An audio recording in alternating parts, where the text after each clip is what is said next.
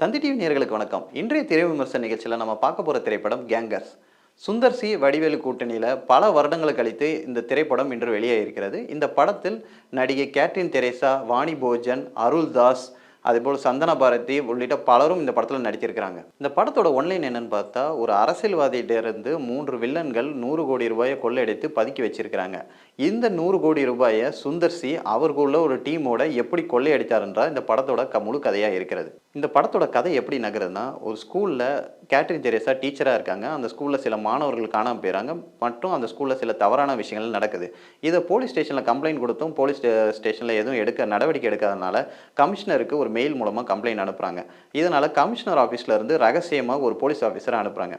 இந்த ரகசிய police officer Sundar சின்னு Catelyn Teresa நினைக்கிறாங்க.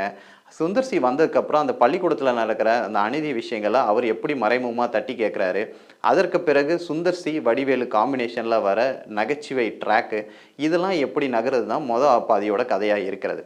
அதற்கு பிறகு 2வது பாதி எடுத்துக்கொண்டா, அதுக்கு பிறகு சுந்தர் சி ஏன் வந்தார், அவருக்கு என்ன ஃப்ளாஷ்பேக்கு, அதற்கு பிறகு இந்த வில்லன் எதனால் இந்த விஷயங்கள்லாம் செய்கிறாங்க, வில்லன் பதுக்கி வச்ச 100 கோடி ரூபாயை எங்கே இருக்குது, அதை எப்படி இவங்க திருப்பி கொள்ளையடிக்கிறாங்க, இவங்க ஒரு டீம் ஃபார்ம் பண்ணி அதை எப்படி ஜெயிக்கிறாங்க என்றதான் செகண்ட் ஹாஃபோட கதையாக இருக்குது. நமக்கு எல்லாருக்குமே தெரியும், சுந்தர் சி வடிவேலு கூட்டணினா காமெடிக்கு பஞ்சமே இல்லைன்ட்டு. பல வருடங்கள் இடைவெளிக்கு பிறகு இந்த படத்தில் ஒரு விண்டேஜ் வடிவேலு வந்து கம்பேக் கொடுத்துருக்காருன்னே சொல்லலாம். சுந்தர் சி அதை சரியாகவே பயன்படுத்திருக்காரு. சுந்தர் சி வடிவேலு வர காமெடி ட்ராக், வடிவேலுக்கான பஞ்சு வசங்கள் எல்லாமே யதார்த்தமாக இருக்கறனால தியேட்டரில் மனசு விட்டு எல்லாரும் சிரிக்க ஆரம்பிக்கிறாங்க. அந்த அளவுக்கு பிரமாதமாக காமெடி ஒர்க் அவுட் ஆகிருக்குன்னே சொல்லலாம்.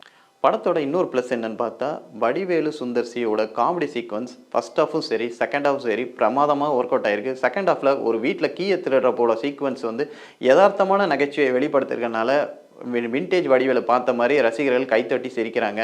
மேலும் அவர்களுக்கு மனது விட்டு சிரிக்கிற அளவுக்கு வடிவேலோட டைலாக்ஸ் டெலிவரி எல்லாமே அற்புதமாக அமைஞ்சிருக்குன்னே சொல்லலாம்.